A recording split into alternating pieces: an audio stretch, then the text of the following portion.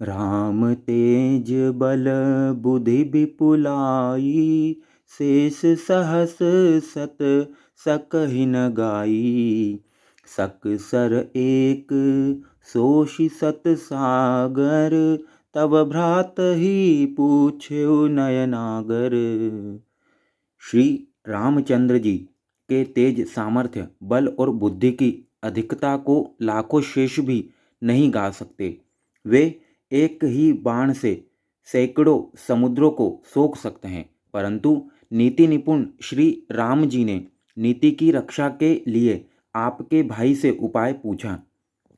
तासु वचन सुनी सागर पाही, मांगत पंथ कृपा मन माही।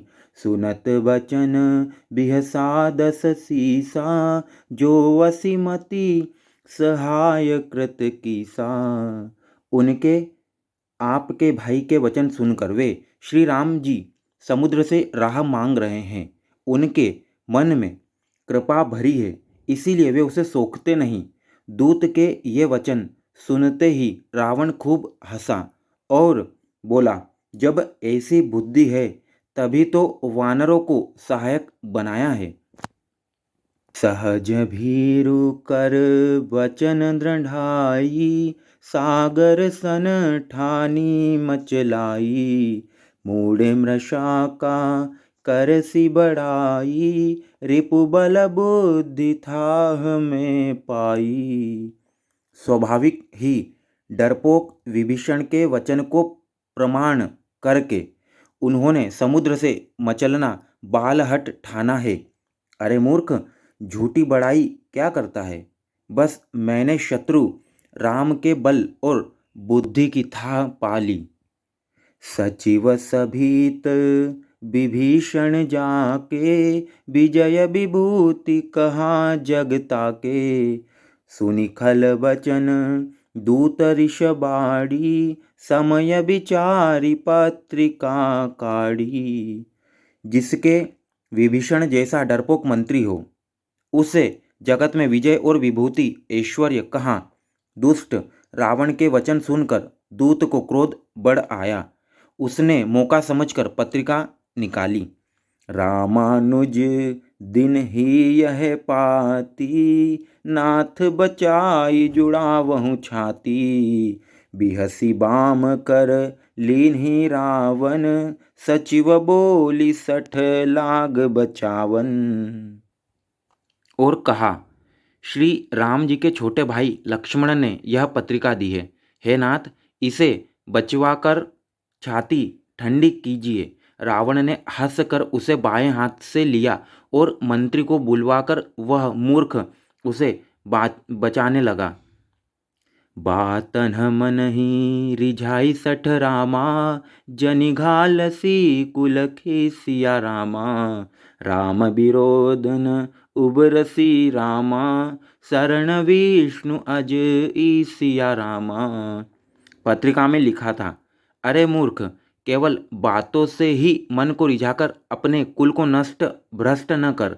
श्री राम जी से विरोध करके तू विष्णु ब्रह्मा और महेश की शरण जाने पर भी नहीं बचेगा।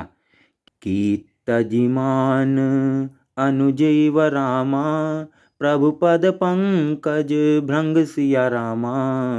होहि कि राम सरानल रामा, खल कुल सहित पतंग सिया रामा। या तो अभिमान छोड़कर अपने छोटे भाई विभीषण की भांति प्रभु के चरण कमलों का भ्रमर बन जा, अथवा रे दुष्ट, श्री राम जी के बाण रूपी अग्नि में परिवार सहित पतिंगा हो जा। दोनों में से जो अच्छा लगे सो कर। सुनत सभय मन मुख मुस्काई, कहत दसानन सबहि सुनाई।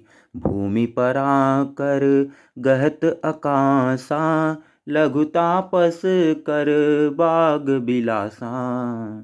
पत्रिका सुनते ही रावण मन में भयभीत हो गया, परंतु मुख से ऊपर से मुस्कुराता हुआ वह सबको सुनाकर कहने लगा, जैसे कोई पृथ्वी पर पड़ा हुआ हाथ से आकाश को पकड़ने की चेष्टा करता हो, वैसे ही यह छोटा तपस्वी लक्ष्मण वाग विलास करता है, डींग हाँकता है।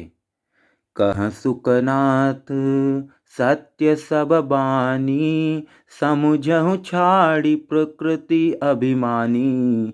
सुनहु बचन मम परिहरि क्रोधा, नाथ राम सन तजहु विरोधा। शुक दूत ने कहा, हे नाथ, अभिमानी स्वभाव को छोड़कर इस पत्र में लिखी सब बातों को सत्य समझिए। क्रोध छोड़कर मेरा वचन सुनिए। हे नाथ, श्री राम जी से वैर त्याग दीजिए। अति कोमल रघुवीर सुभाऊ, यद्यपि अखिल लोक कर राऊं। मिलत कृपा तुम पर प्रभु करही, उर अपराधन एकहु धरही। यद्यपि श्री रघुवीर समस्त लोकों के स्वामी हैं, पर उनका स्वभाव अत्यंत ही कोमल है। मिलते ही प्रभु आप पर कृपा करेंगे और आपका एक भी अपराध वे हृदय में नहीं रखेंगे। जनक सुता रघुनाथ ही दीजे, इतना कहा मोर प्रभु कीजे।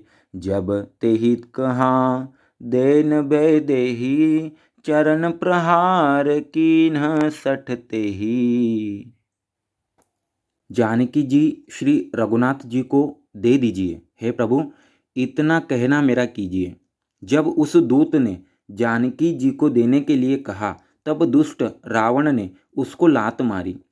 नाई चरण सिरु चला सो तहाँ, कृपा सिंधु रघुनायक जहाँ।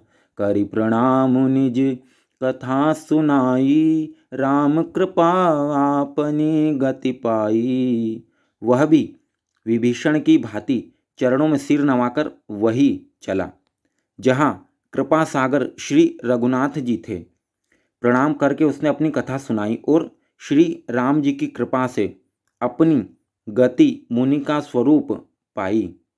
ऋषि अगस्त्य की साप भवानी, राक्षस भयउ रहा मुनि ज्ञानी। बंदी राम पद बारही बारा, मुनि निज आश्रम कहूँ पगुधारा। शिवजी कहते हैं, हे भवानी, वह ज्ञानी मुनि था। अगस्त्य ऋषि के साप से राक्षस हो गया था। बार बार श्री राम जी के चरणों की वंदना करके वह मुनि अपने आश्रम को चला गया। विनयन मानत जलधि जड़, गए 3 दिन बीती। बोले राम सकोप तब, भय बिन होई अन प्रीति।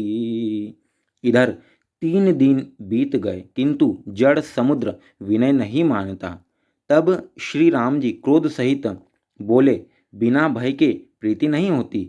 बोलिए सियावर रामचंद्र भगवान की जय हो। जय सिया राम।